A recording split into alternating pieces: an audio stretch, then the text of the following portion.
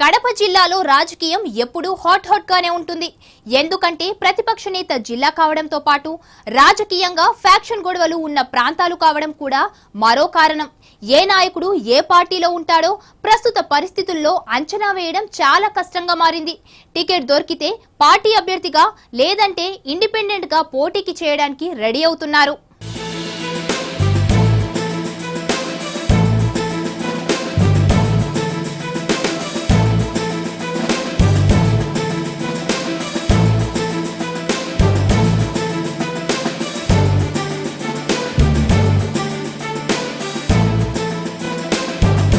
Party ticket ఇస్తే ఇవ్వు, లేకుంటే నేనేంటో చూపిస్తానంటూ సమరానికి సిద్ధమవుతున్నారు కడప జిల్లా నేతలు. అలాంటి నియోజకవర్గాలు కడప జిల్లాలో ఈసారి చాలానే ఉండేలా కనిపిస్తున్నాయి. ఏదో కొత్త నాయకులో, ఏ పార్టీతో సంబంధం లేని నాయకులో ఎన్నికల్లో స్వతంత్ర అభ్యర్థులుగా బరిలో దిగడం మామూలే. కానీ ఇంతకాలం ఏదో ఒక పార్టీలో పని, ఇప్పుడు రెబల్ గా బరిలో దిగడానికి సిద్ధం కావడం ఆసక్తి రేపుతోంది. ఇలాంటి రెబల్స్ బెడద అధికార పార్టీలో ఎక్కువగా కనిపిస్తోంది. ఒకప్పుడు టీడీపీ నుంచి పోటీ చేయడానికి జిల్లాలో పెద్దగా ఆసక్తి చూపేవారు కాదు.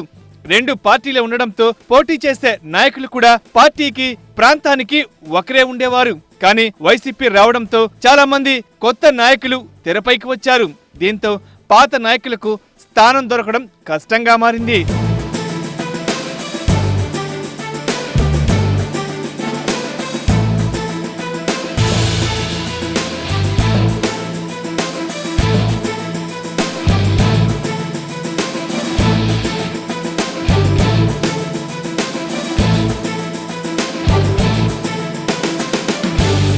కాంగ్రెస్ పార్టీలో ఉండి టీడీపీలో చేరిన నాయకులు ఇప్పుడు సీటు తెచ్చుకోవడం కోసం నానా కష్టాలు పడుతున్నారు. అందులోనూ వారంతా 3 సార్లకు పైగా ఎమ్మెల్యేలుగా గెలిచిన వారే కావడం మరీ విశేషం. వీర శివారెడ్డి కడప జిల్లాలో సీనియర్ నాయకుల్లో ఈయన ఒకరు. 5 సార్లకు పైగా పోటీ చేసిన ఈయన ఇప్పటికే 3 సార్లు ఎమ్మెల్యేగా పనిచేశారు. కాంగ్రెస్, టీడీపీలో తన రాజకీయాలు కొనసాగించారు.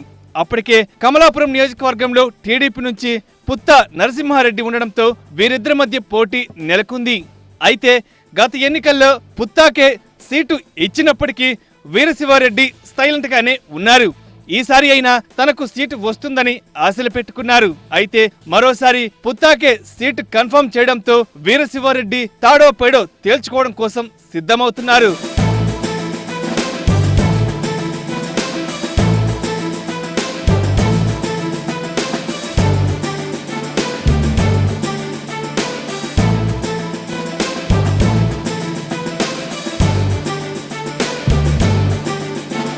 తనకే గెలుపు అవకాశాలు ఎక్కువగా ఉన్నాయని అన్ని సర్వేల్లో వచ్చినా కూడా ఎందుకు సీటు ఇవ్వరంటూ చంద్రబాబు దగ్గర పంచాయతీ పెట్టినట్లు సమాచారం. అయితే అది ఇంకా తెగడం లేదు. సీటు వచ్చే పరిస్థితి కూడా కనిపించకపోవడంతో రెబల్ అభ్యర్థిగా బరిలోకి దిగడం కోసం సిద్ధమవుతున్నారని సమాచారం. గతంలో 4 సార్లు పోటీ చేసిన పుత్తా నరసింహారెడ్డి ఒక్కసారి కూడా గెలవలేకపోయారు. కాబట్టి స్వతంత్రంగా పోటీ చేసిన టీడీపీ ఓట్లన్నీ తనకే పడతాయని భావిస్తున్నారట. దీంతో కమలాపురంలో రెబల్ అభ్యర్థిగా వీరశివారెడ్డి బరిలో ఉండబోతున్నారని సమాచారం.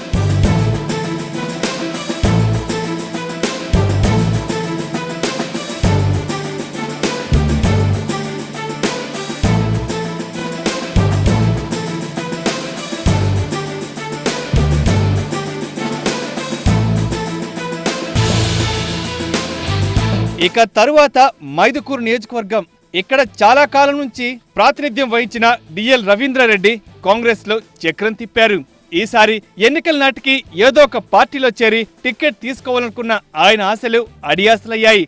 తమ పార్టీలోకి వస్తే సీటు ఇవ్వలేమని, గెలిచిన తర్వాత ఎమ్మెల్సీ ఇస్తామని జగన్ ముందే తేల్చేశారు. దీంతో టీడీపీలో తీవ్రంగా ప్రయత్నం చేశారు. చివరి వరకు మైదుకూరు సీటు డిఎల్కే అని ప్రచారం జరిగింది. కానీ చివరి నిమిషంలో పాత అభ్యర్థి పుట్టా సుధాకర్ యాదవ్ కే సీటు కన్ఫర్మ్ చేశారు చంద్రబాబు.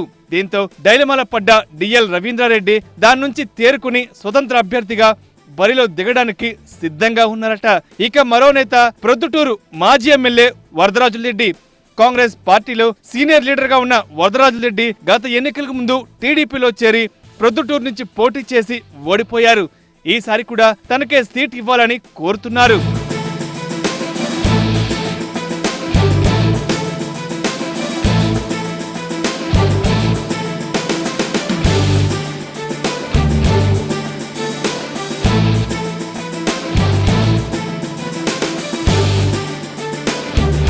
అయితే చంద్రబాబు మాత్రం వరదరాజులెడ్డికి సీటు ఇవ్వడం లేదని తెలుస్తోంది.